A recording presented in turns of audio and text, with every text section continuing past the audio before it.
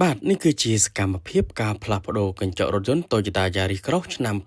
2024បាទសូមគោរពជម្រាបសួរពុកម៉ែបងប្អូនទាំងអស់គ្នាបាទបើសិនជាពុកម៉ែបងប្អូនចង់បានកញ្ចក់រថយន្តដែលមានគុណភាពល្អនិងជាងដែលមានជំនាញច្បាស់លាស់ផ្នែកកញ្ចក់រថយន្តដែលគាត់មានបទពិសោធន៍យូរឆ្នាំខាងផ្លាស់ប្ដូរសូមកុំភ្លេចខាងកុសលសុខមានបាទខាងយើងខ្ញុំក៏មានលក់កញ្ចក់រថយន្តគ្រប់ម៉ាកគ្រប់ស៊េរីហើយក៏មានសេវាកម្មទៅផ្លាស់ប្ដូរកញ្ចក់រថយន្តជូនពុកម៉ែបងប្អូនដល់ទីតាំងផងដែរបាទ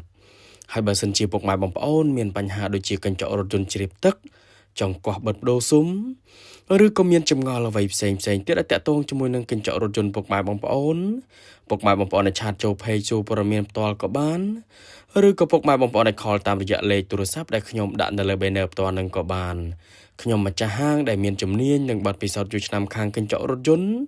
ខ្ញុំនឹងជម្រាបជូនពុកម៉ែបងប្អូនច្បាស់តែម្ដងបាទ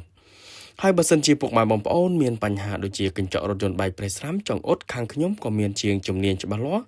ខាងអ៊ុតកញ្ចក់រថយន្តនឹងផងដែរណាពុកម៉ែបងប្អូនបាទពុកម៉ែបងប្អូនមកដល់ទីតាំងហាងផ្ទាល់ក៏បានឬក៏ពុកម៉ែបងប្អូនអត់មានពេលទេឲ្យជាងទៅអ៊ុតកញ្ចក់រថយន្តឬក៏ផ្លាស់ប្ដូរកញ្ចក់រថយន្តជូនពុកម៉ែបងប្អូនដល់ទីតាំងក៏បានបាទខាងយើងខ្ញុំនឹងគឺមានសេវាកម្មដល់ទីកន្លែងផងដែរណាពុកម៉ែបងប្អូនបាទ